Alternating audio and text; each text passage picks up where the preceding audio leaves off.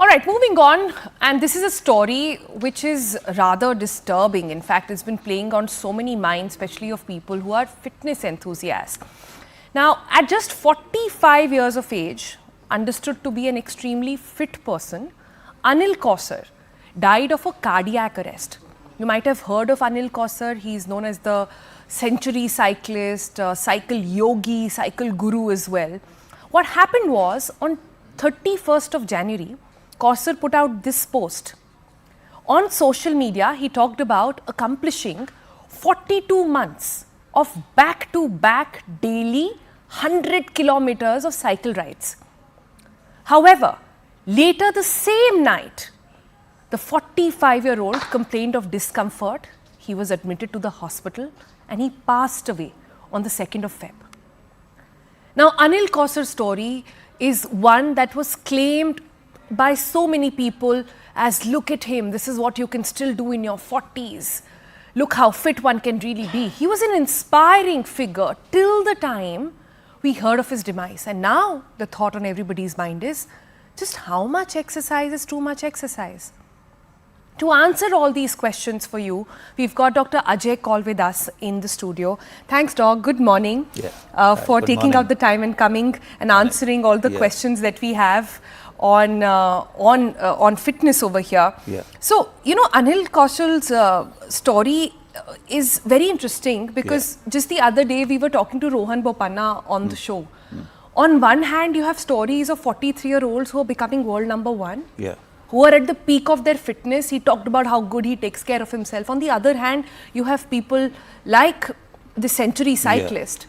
Such an inspiration one day, but how? So what I'm trying to understand is that how do we get the balance right? Post-pandemic, there is this entire need to exercise, to stay fit. But how do we know that we are taking it to an extreme? Any telltale signs? Yeah, first of all, let me put it this way. You know, we hear all these stories every day.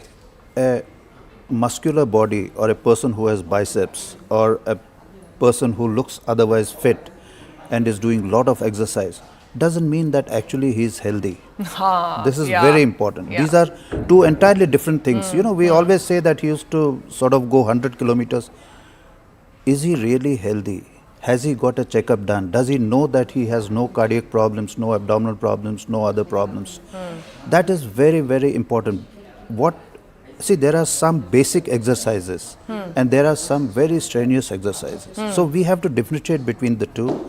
Not only that, a specific age, say below the age of 16 or 18 years, you can take up very heavy exercises. You can do sort of, you know, for hours together. You can sort of go to gym for 1 hour.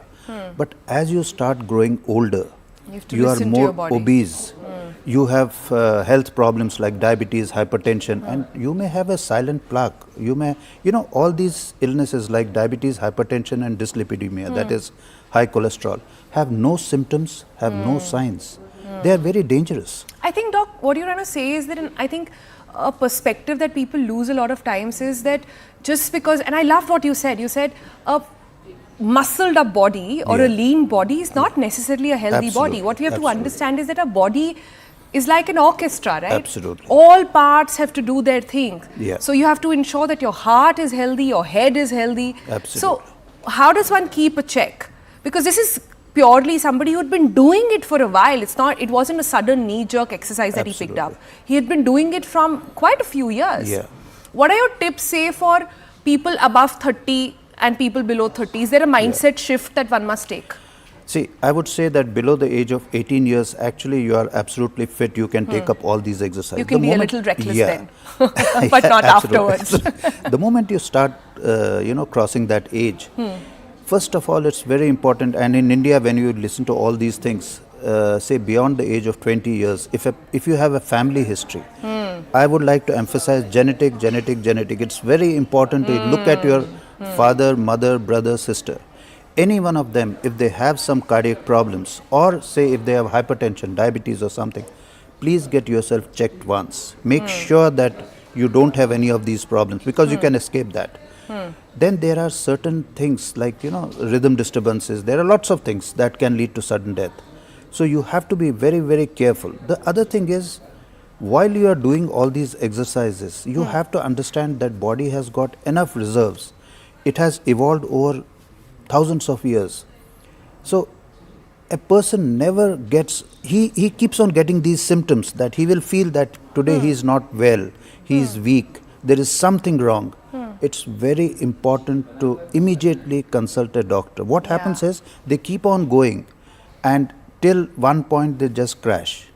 I think what's happening is that people are trying to hit a milestone. People Absolute, want to capture absolute. that moment, and maybe the Absolutely. body is not ready for it. Absolutely. So don't, you know, in the urge or in the hunger to hit a Absolutely, milestone, absolutely. don't not listen to your Yeah, body. yeah. Would you also say, another thing that comes to mind is that post-pandemic, we've seen a lot of these deaths happen.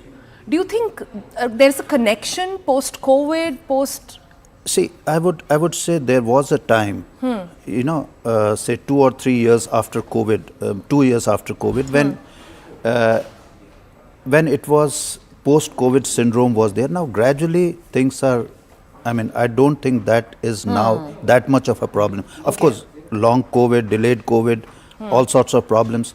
They have caused some amount of cardiac damage.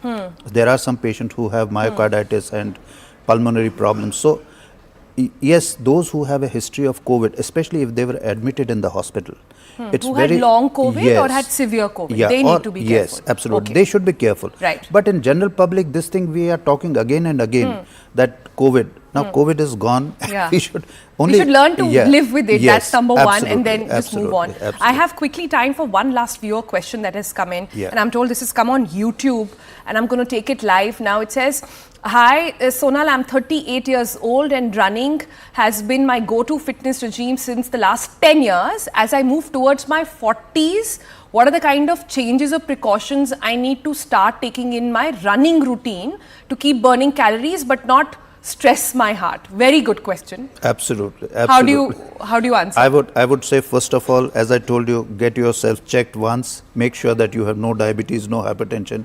Please go to a doctor, because now he has crossed that age and he's 40 now. So make sure that he's thoroughly checked before he continues. He can continue with his exercise. There is no problem at all.